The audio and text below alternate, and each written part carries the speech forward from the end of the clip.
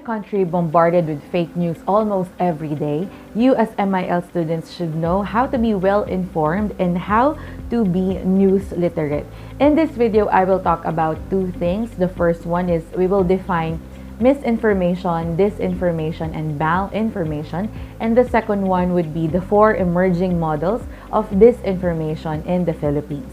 Last July, I was invited by Asian Institute of Journalism and Communication through our school to attend a webinar entitled News Literacy Webinar for Senior High School MIL Teachers. All of the materials and the things that I will discuss here are from that webinar, and I hope that you would take notes and learn from these. I would appreciate if you could share your insights, your comments, or your actions on our Google Classroom stream after watching this video.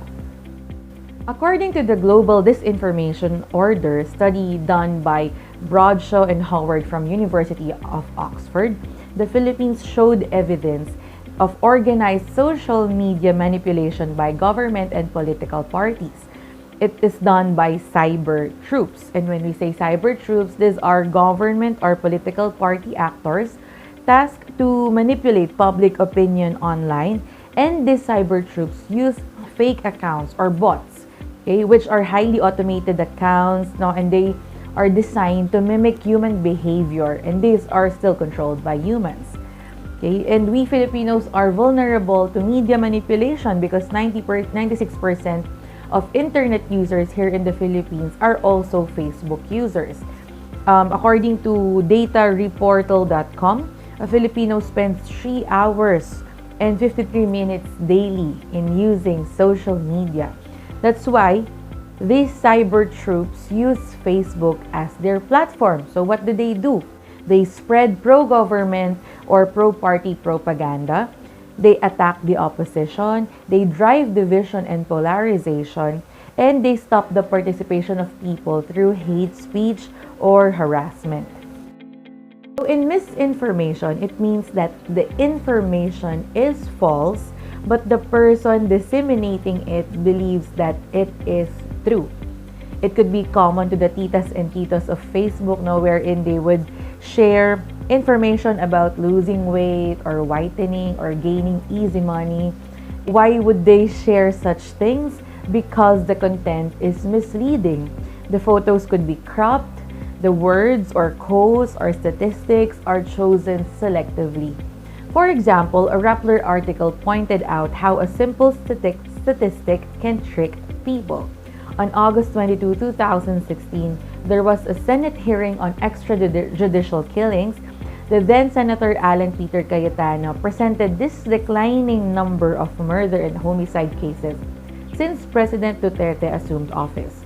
Looking at it, his claim could be correct. However, the two columns at the end of this table show the cases of the same year.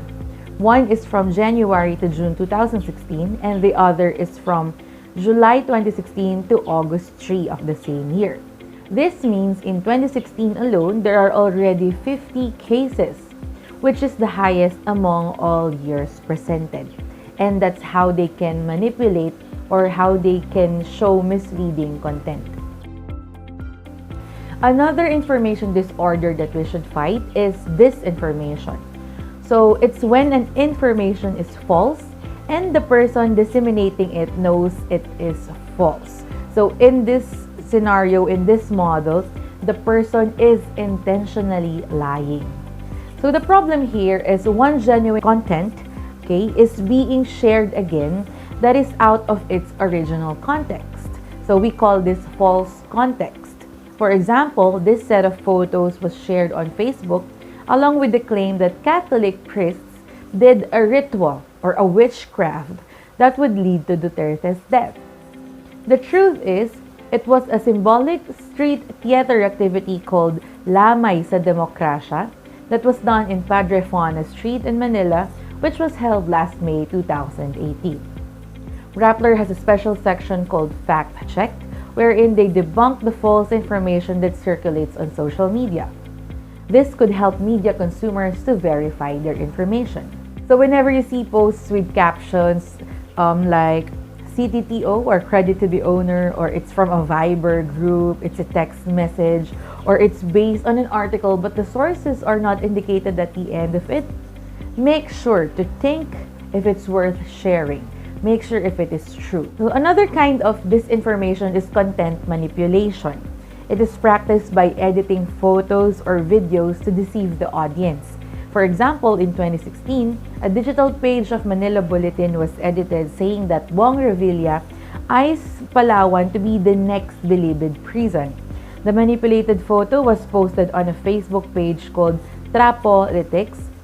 The Manila Bulletin denied that they published such headlines. So another example would be this photo of Laila de Lima saying that she was rushed to the hospital. Just by looking at it, you can identify that it is heavily edited.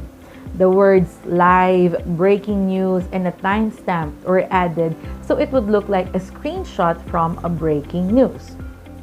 According to the book Politics and Profit in the Fake News by authors Jonathan Ong and Jason Cabañas, the Philippines represents a national context where disinformation is becoming even more entrenched into the political system. This book showed the disinformation models in the Philippines, which were based on ethnographic research done for over 3 years, during which they gained unprecedented access to authors of fake news and producers of disinformation campaigns.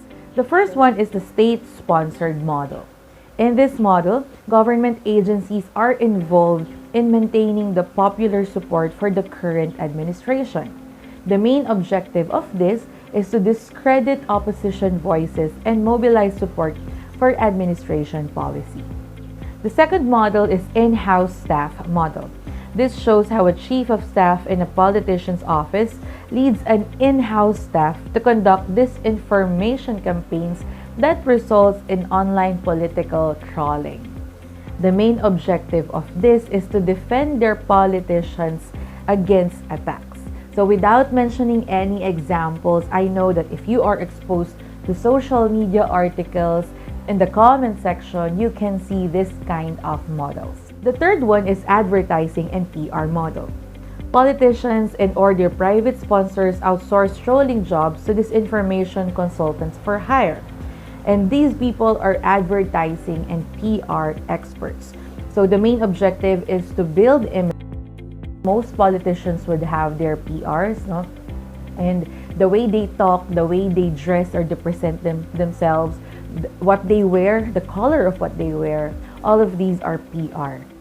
There's this one time when Leni Robredo held a press conference or released a statement, a video statement.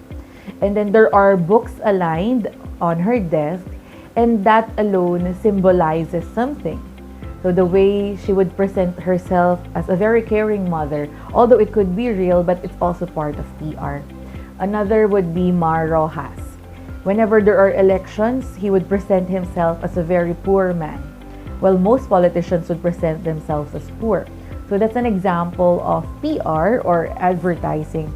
Even the use of celebrities is also part of advertising.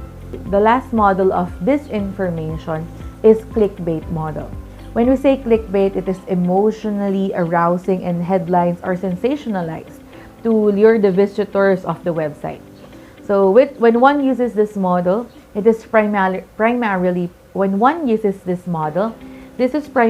profit-driven, and it aims to grow its follower base and generate revenue through ads. So this one is very effective to the influencers, especially in YouTube, and even with Facebook likes and Facebook groups. This is effective now. So the last information disorder we should combat is malinformation. Malinformation, with a dash, happens when an information is based on reality, but it is used to inflict harm. So for example, some people would leak information to the press for personal or corporate interest, and it could also be as a form of revenge or for personal gain. To summarize this, let me show you this diagram. The first circle shows misinformation, where there are misleading content. And the other circle shows malinformation, and it intends to inflict harm through leaks, harassment, and hate speech. Overlapping on that circle or this space is disinformation. This includes false context and manipulated context. The content is both false and intends to cause harm. Again, before you share what you believe, what you have read, what you have heard, or you have watched, ask yourselves, is this true? Is the information verified? Where did this news come from? Did it just want to heighten my emotions? So you and I should be responsible when we share information in any platforms. Again, it's cliche as it may sound, as what they would always say, think before you click. Read the article before sharing it.